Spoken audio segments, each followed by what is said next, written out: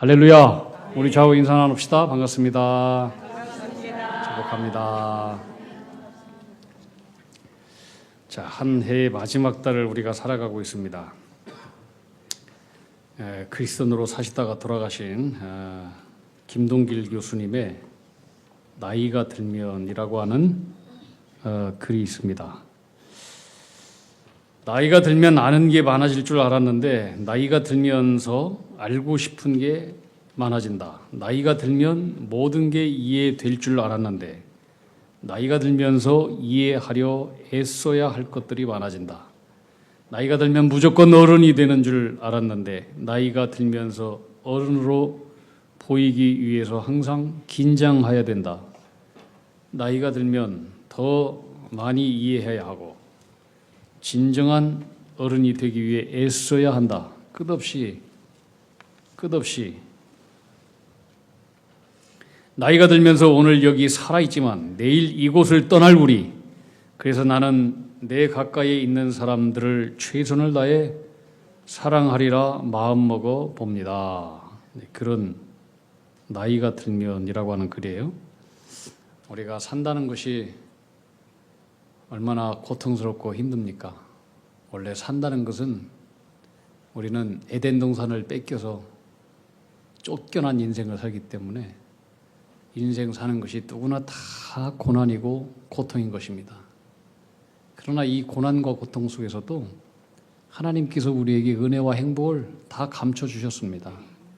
이 인생이 참 보통 어려운 일이 아니지만 그렇다고 해서 뭐 특별한 것도 아닙니다. 가만히 생각해 보면 아침에 해 뜨고 저녁에 뜨겁게 태양이 내리쬐고 그 다음에 그 태양은 점점 기온을 잃어가면서 석양으로 기울어지고 그리고 어두워지고 너도 가고 나도 가고 모두가 다 가는 것이 우리 인생살이입니다.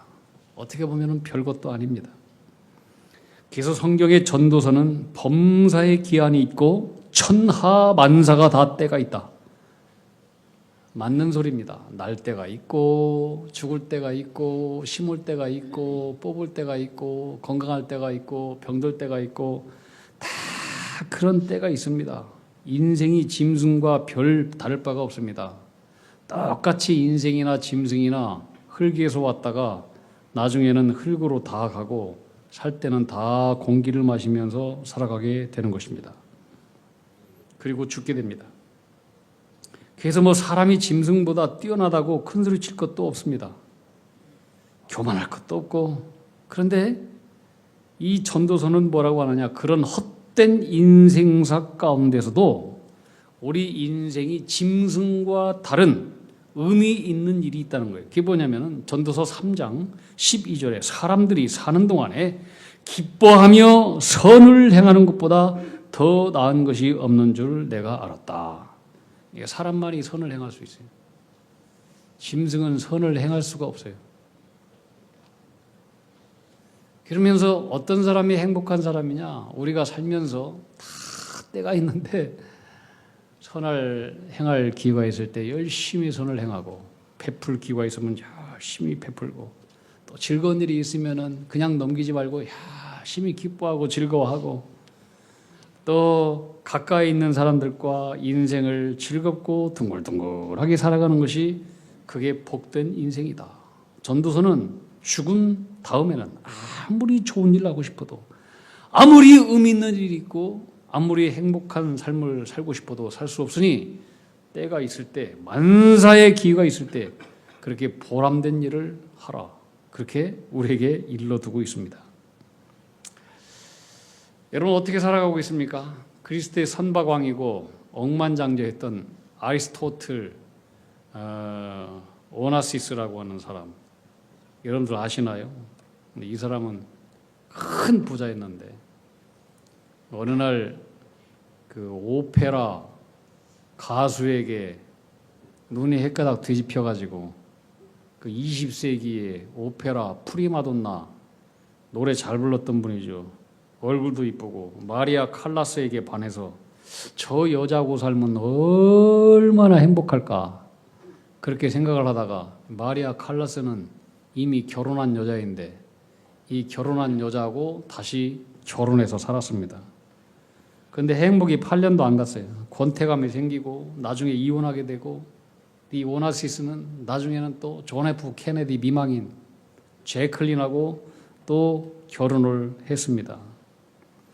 근데 결혼했는데 일주일 만에 내가 실수했구나 고민했다고 합니다. 그래서 파혼할 길이 없을까 하고 다정한 친구들에게 조언도 구했는데 이 제클린이 엄청난 위자료를 요구해서 이혼도 못하고 그동안 이 제클린이 그 당시 한 달에 1960년대 70년대니까 한 달에 얼마를 썼느냐 24억 원을 썼대요. 일부 예배 때도 놀라는 분이 없더만 여러분들은 얼마나 그렇게 대단한 사람들이길래 24억 원이나 돈을 써서 이게 억만장자이지만은 이 오나시스가 하도 열이 받쳐가지고 막 화가 나고 혈압이 상승되고 그러다가 또 가정에 우환이 생기고 아들마저 비행기 사고로 죽고 충격으로 그냥 몸져 누워서 얼마 못 살고 일찍 죽었어요. 그는 말하기를 죽을 때 나는 인생을 허살았다. 하나님께서 주신 복을 쓰레기로 던지고 간다. 하나님 주신 복을 쓰레기로 던지고 간다. 그렇게 하고 죽었습니다.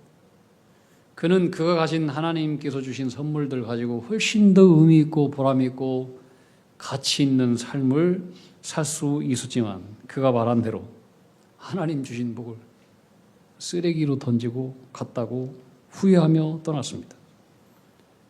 여러분, 하나님께서 우리에게 주신 은혜와 복 다 있습니다. 크던 작던 다 하나님 주신 은혜와 복들입니다. 어떻게 사용하고 살아가고 있습니까? 성경의 시편은 1편이 150편 전체 주제입니다. 어떤 인생이 복 있는 인생이냐? 여러분 무엇을 복이라고 생각합니까?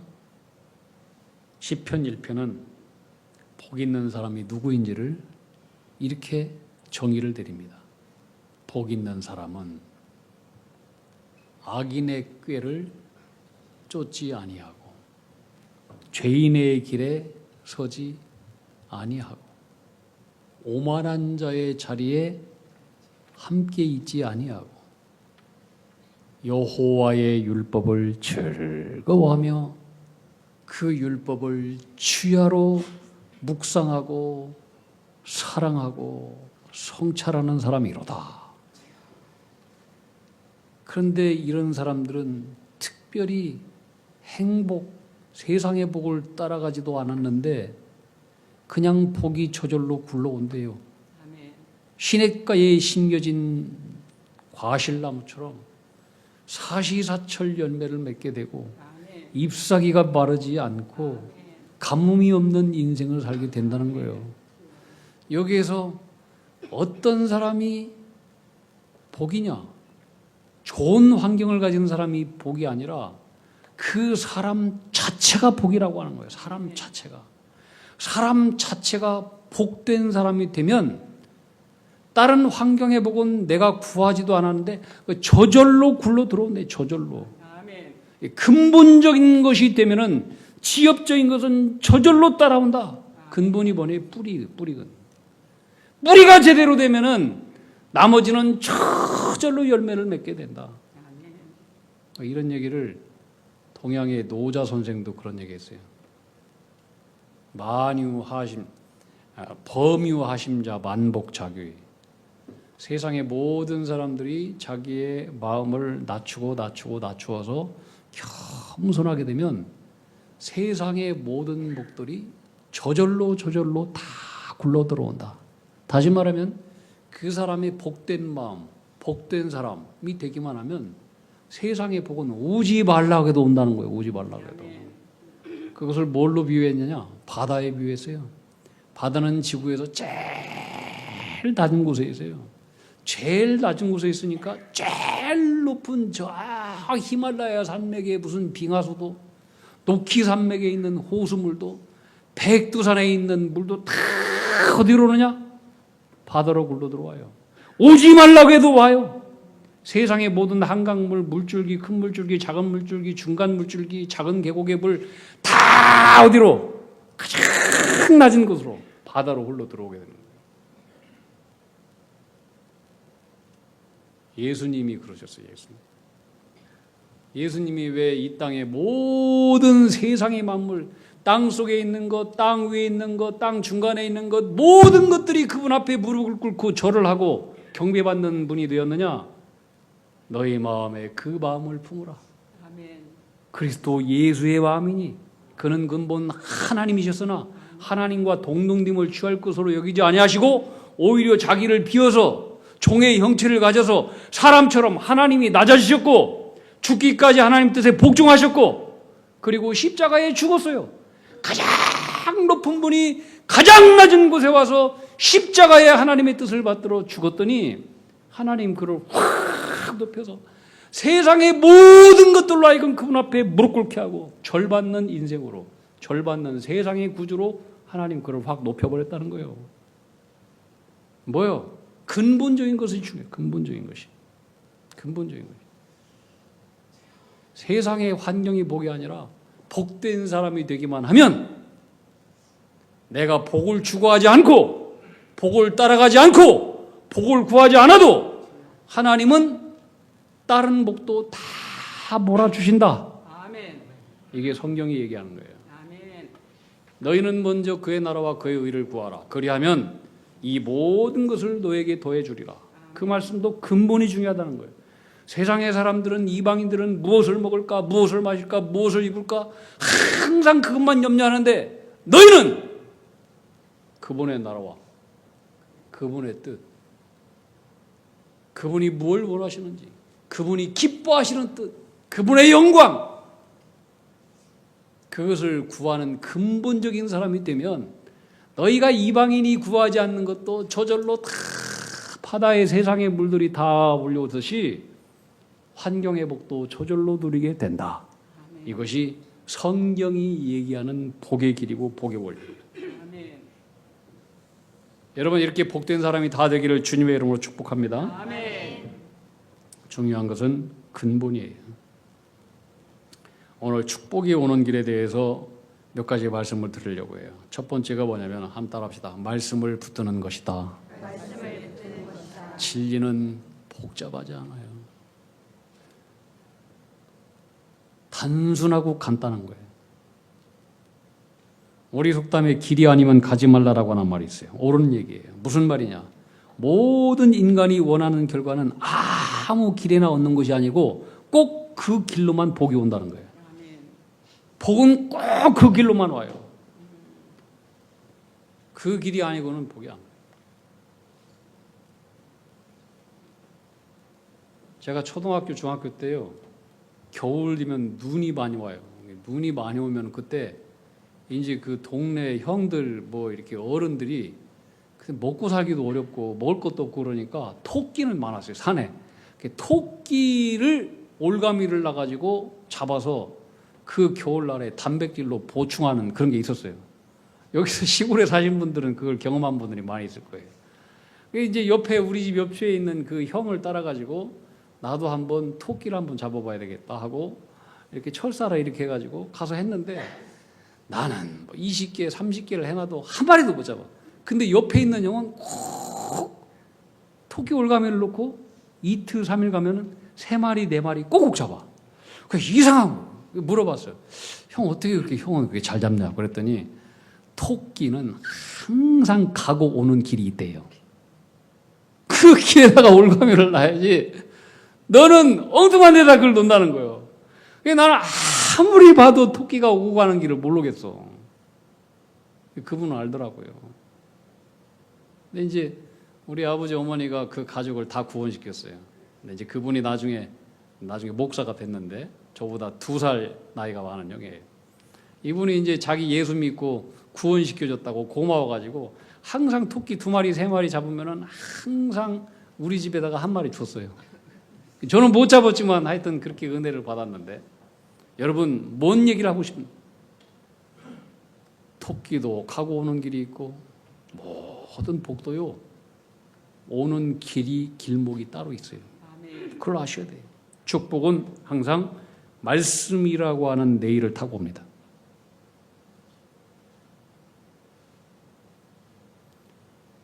무엇이 인생의 탈선이냐?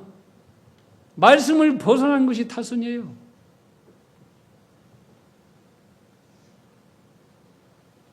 기차는 레일을 벗어나는 순간 대형 사고가 납니다. 우리 인생도 마찬가지입니다.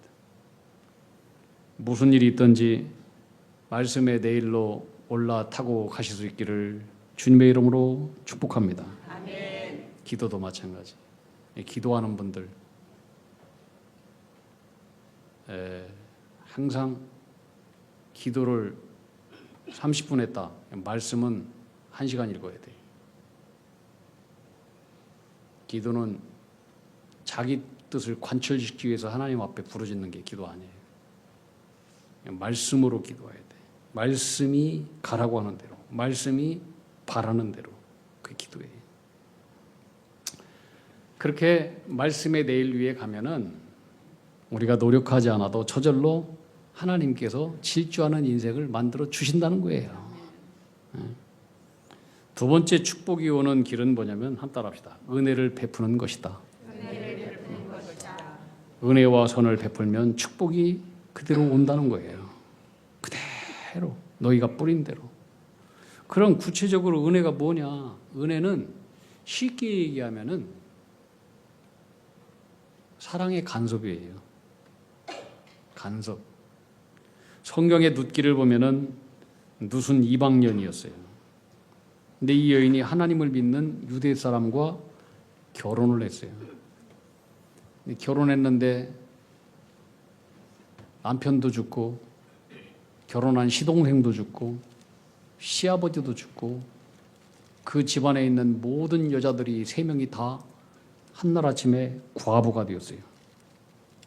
과부가 된 두 며느리에게 시어머니 나오미가 얘기합니다.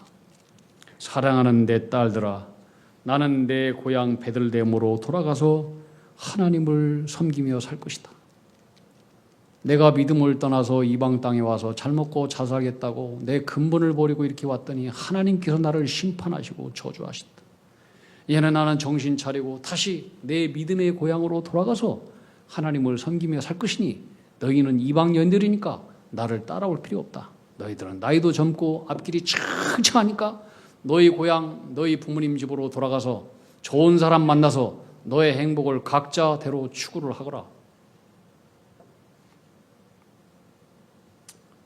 둘째 며느리는 울면서 고향으로 갔는데 그런데 첫째 며느리 룻은 시어머니 나오미의 인생에 간섭을 합니다. 자기는 절대로 시어머니 곁을 떠나지 않겠다는 거예요. 룻기 1장 16절 18절에 보면 룻이 이르되 내게 어머니를 떠나며 어머니를 따르지 말고 돌아가라 강권하지 마옵소서. 어머니께서 가시는 곳에 나도 가고 어머니께서 머무시는 곳에서 나도 머물겠나이다. 어머니의 백성이 나의 백성이 되고 어머니의 하나님이 나의 하나님이 되시리니 어머니께서 죽으시는 곳에서 나도 죽어 거기 묻힐 것이라. 만일 내가 죽는 일 외에 어머니를 떠나면 여호와께서 내게 벌을 내리시고 더 내리시기를 원하나이다 하는지라. 나오미가 룻이 자기와 함께 가기로 굳게 결심함을 보고 그에게 말하기를 그치니라. 참 놀라운 이야기예요. 여러분 잘 생각해 보세요. 이방년이었던 룻이 말하기를 어머니의 백성이 나의 백성이 되고 어머니의 하나님이 나의 하나님이 될 것입니다. 이렇게 얘기했을 때 어머니의 하나님은 과연 어떤 하나님이었던가 생각해 보세요. 자기에게 복을 주신 하나님이 아니에요. 복을 빼앗아 가신 분이에요. 인생을 짓밟으신 분이에요. 시어머니 나오미의 삶을 축복하신 하나님이 아니에요. 정말 무섭도록 치시고 장가간 두 아들과 자기 자신을 과부 만들고 남편도 죽이신 심판하신 하나님, 자기의 삶을 막 수렁으로 몰고 가신 그런 하나님인데, 그런데 이 룻은 이 모든 것을 다 지켜보았는 음에도 불구하고 어머니의 하나님이 나의 하나님이 될 것입니다. 이 고백은 어머니를 심판하신 그 하나님, 어머니가 당하는 고난을 그냥 지켜만 보신 그 하나님을 자신의 하나님으로 받아들이겠다라고 하는 고백이에요. 여러분, 이게 보통 일이에요, 이게. 다시 말하면 하나님의 뜻이 계셔서 시어머니를 심판하신 그 하나님께서 나 자신도 심판하시고 저주하시고 내가 더욱더 큰 고통을 당할지라도 자신은 그 하나님의 뜻에 순종하겠다라고 하는 거예요. 그러면서 어머니께서 가시는 곳에 나도 가고 어머니 죽으시는 곳에서 나도 거기서 묻힐 것입니다. 내가 만약 그 일을 거부하고 딴 길로 걸어가면 여호와 하나님께서 내게 천벌을 내리시고 더 내리시기를 원하나이다. 홀로 된 시어머니를 돌보며 그 길을 끝까지 걸어가겠다라고 하는, 이 얼마나 아름답고 복된 마음이에요. 이렇게 복된 마음을 가진 이 룻을 하나님께서 주목하시고 은혜를 베풀어 주셔요. 여러분, 이 룻이 어떤 연인지 아시죠? 룻을 통해서 위대한 왕 다윗 왕이 나오게 되는 거예요. 그리고 이 룻을 통해서 인류를 구원하신 예수 그리스도 메시아를 하나님은 룻을 통해서 나오게 하셨어요. 예수 그리스도의 거룩한 족보 가운데 룻의 이름이 들어가게 하신 거예요. 하나님은 은혜를 베푸는 자에게 은혜를 주시는 분이십니다. 반드시 주십니다. 그러므로 여러분, 모든 일에 은혜를 베푸는 자가 되십시오. 때를 얻든지 못 얻든지 기회가 되는 대로 은혜를 흘려보내는 자가 되십시오. 베드로전서 4장 11절에 보면은 악에서 떠나 선을 행하고 화평을 구하며 그것을 따르라.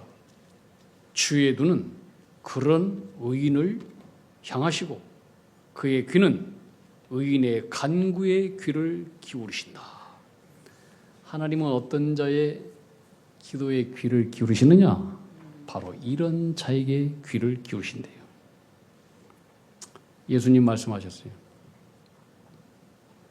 우리가 남물로는 작은 자, 약한 자, 이름도 모르는 한 소자에게 냉수 한 그릇 준 것도 하나님은 기억하신대.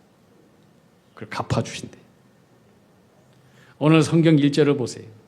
1절을 보시면 가난한 자를 보살피는 자에게 복이 있으며 재앙의 날에 여호와께서 그를 건지시리로다. 여기서 가난한이라고 하는 것은 그저 뭐 경제적으로 어려운 자만 얘기하는 게 아니에요. 여기서 이 가난한, 이 달이라고 하는 히브리어는 무슨 뜻이냐면 마지막 나무 이파리가 앙상한 가지에 붙어서 바람이 불면서 떨어질까 말까 막 이렇게 굉장히 여리고 가날프고 막 불안하고 이거 약하고 이런 뜻을 얘기하는 거예요. 그러니까 여기서 가난한 자를 보살피는 자에게는 복이 있다 그랬는데, 도움이 필요한 사람, 연약한 사람, 고난 중에 있는 사람, 이런 사람들에게 도움을 주고 긍휼의 마음을 가지고 돌아보고 선을 베푸는 사람이 복된 사람이래요. 그런 사람을 하나님께서 재앙의 날에 여호와께서 그를 건져주신대요. 여러분, 우리도 언젠가 무서운 시련과 고난을 만나게 될 때가 있습니다. 언제나 우리의 삶이 위기 없는 안전한 삶을 보장받고 사는 것이 아닙니다. 그때 재앙의 날에 평소에 어려운 자를 보살피고 선을 베푼 사람은 하나님 기억하신대요. 그리고 어려운 때 건져주신대요. 그러면서 오늘 말씀 시편 41편 2절을 보세요. 2절. 여호와께서 그를 지키사 살게 하시리니. 가난한 자를 돌보고 그런 사람을 하나님께서 지켜주시고 위험 가운데 있을 때 살게 하신대요. 그가 이 세상에서 복을 받게 하신대요. 주여 그를 원수들의 뜻에 맡기지 마옵소서. 이것은 가난한 자를 보살핀 자를 하나님 은혜를 베풀어 주시고 원수에게 해코지 당하지 않도록 그 생명을 보호해 주신다는 거예요. 그 말씀이에요. 3절에 보면 여호와께서 그를 병상에서 붙드시고 그가 누워 있을 때마다 그의 병을 고쳐 주시나이다. 인생이 힘들고 곤고하고 질병이 걸리고 그랬을 때에 평소에 선을 베풀고 긍휼의 마음을 가지고 가난한 사람을 도운 사람은 하나님께서 그 병상에서도 고쳐주시는 은혜를 주신대요. 그러므로 여러분 살아가면서 선의 씨를 열심히 뿌리세요. 그것이 우리들의 삶에 어느 날 닥칠 재앙의 날을 대비하는 하늘 창구에 저축하는 이 보험과 같은 거예요. 보험과 같은 거예요. 반대로 우리가 살면서 악한 일을 하고 남을 아프게 하고 해코지하고 악의 씨를 뿌리면 하나님도 그것을 반드시 기억하신대요. 반드시 기억하신대요. 신명기 15장 7절 10절에 보면 내 하나님 여호와께서 너에게 주신 땅 어느 성읍에서든지 가난한 형제가 너와 함께 거주하거든 그 가난한 형제에게 너의 마음을 완악하게 하지 말며 너의 손을 움켜쥐지 말고 반드시 내 손을 그에게 펴서 그에게 필요한 대로 쓸 것을 넉넉히 구워주라. 삼가 너는 마음에 악한 생각을 품지 말아라. 너의 궁핍한 형제를 악한 눈으로 바라보며 아무것도 주지 아니하면 그가 너를 여호와께 호소할 때 그것이 너에게 죄가 되리라.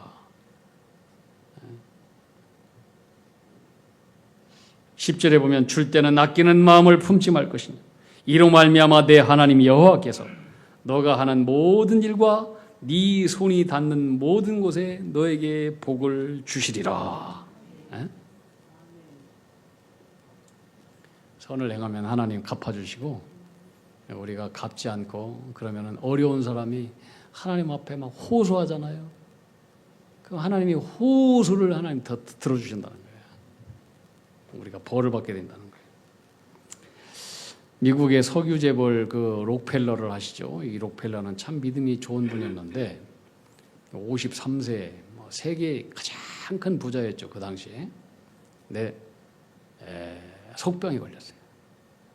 소화도 안 되고 물 한 모금도 못 먹고 비스킷 하나도 못 넘기고 돈은 많은데 아무것도 못 먹어. 그래서 무슨 일이 있는가 하고 병원에 갔는데 병원에서 다 진찰하더니 이거 큰 중한 고칠 수 없는 병에 걸렸으니 이거 이러다가는 1년도 넘기지 못할 것 같습니다.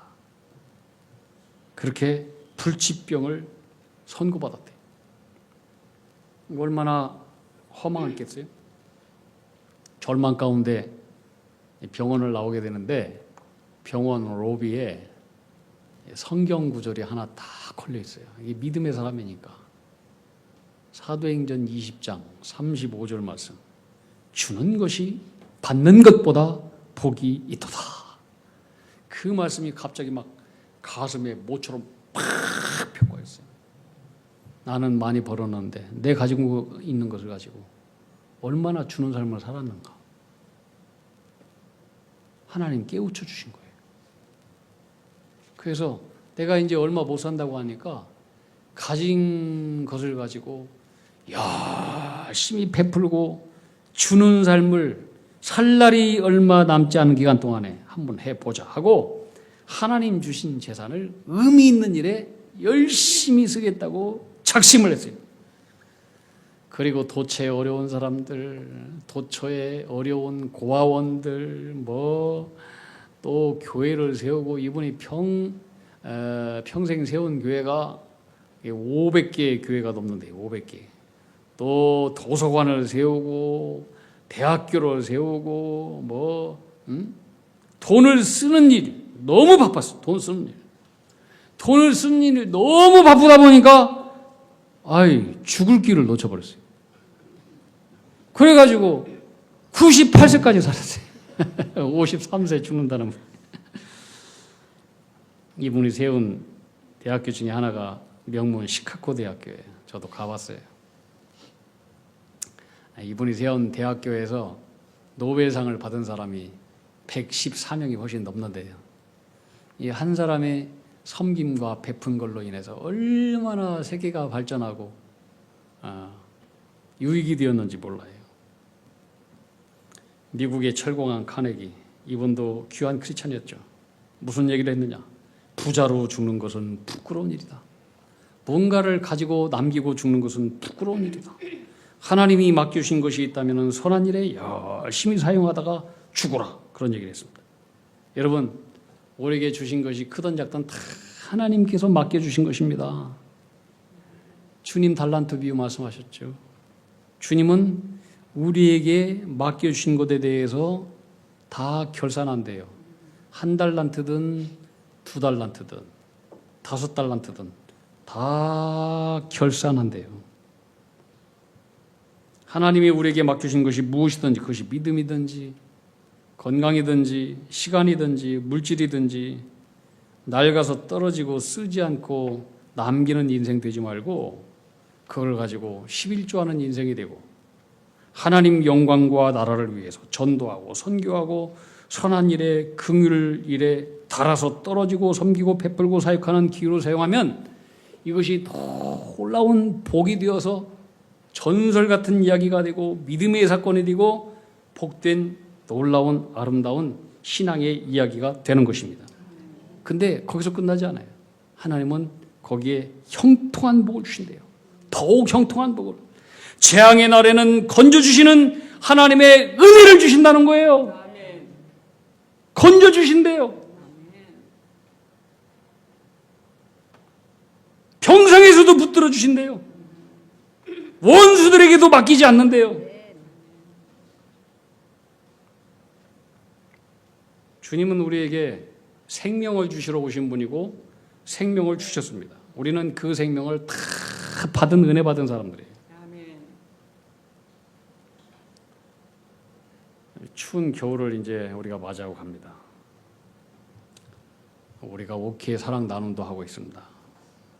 어려운 이웃을 더 많이 생각하는 계절.